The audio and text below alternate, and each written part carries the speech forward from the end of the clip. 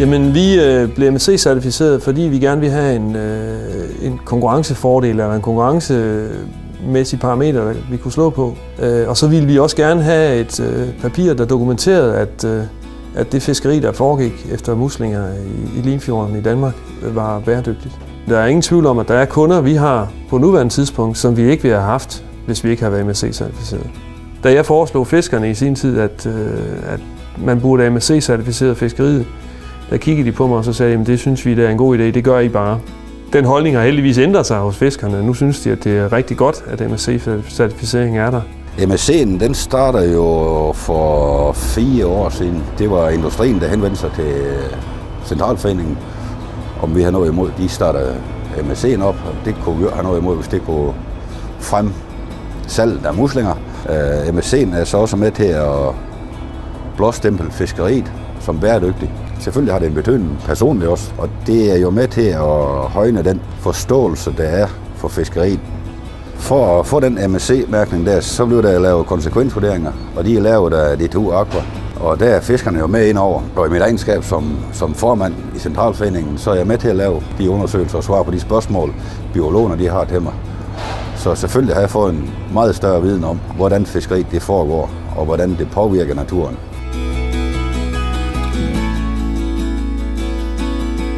Vi besluttede, at Vandafur blev MSC-certificeret, fordi at, det begynder at blive mere og mere efterspurgt fra kunder, at du har den MSC-mærke. Det betyder, jeg håber, at det bliver nemmere at afsætte, at vi kan ramme nogle markeder, som vi måske førhen kunne ramme. Men hovedsageligt vil jeg håbe, at det betyder, at mængden den bliver større, at vi kan sælge en større mængde muslinger. Det betyder noget, at det er bæredygtigt.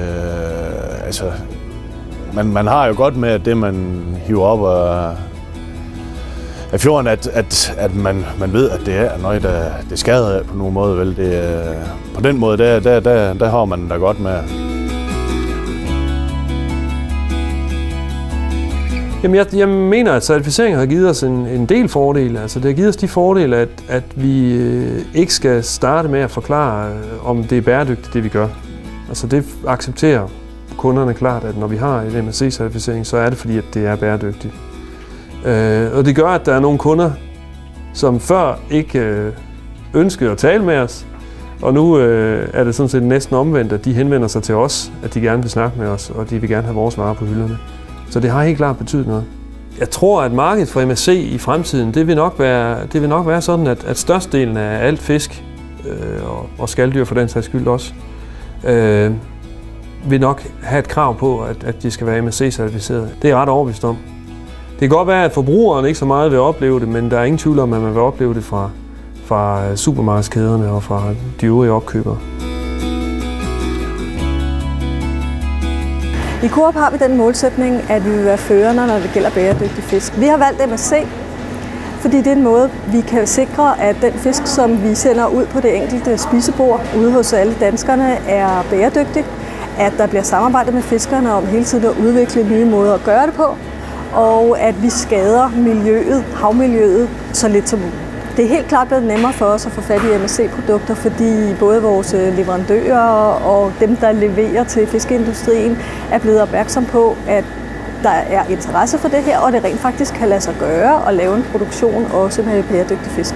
Forbrugerne skal gøres opmærksom på, at der findes et mærke, som gør, at de ligesom kan guide sig selv inden for bæredygtighed, også når det handler om fisk, men de er i stigende grad blevet opmærksom på det, og det er ikke ret lang tid siden, jeg hørte en medarbejder i en af vores butikker fortælle, at hans kunder spurgte efter det, og at han var glad for at kunne præsentere dem for noget, der havde et mærke, og dermed også en garanti for, at det var blevet fisket på en ordentlig måde.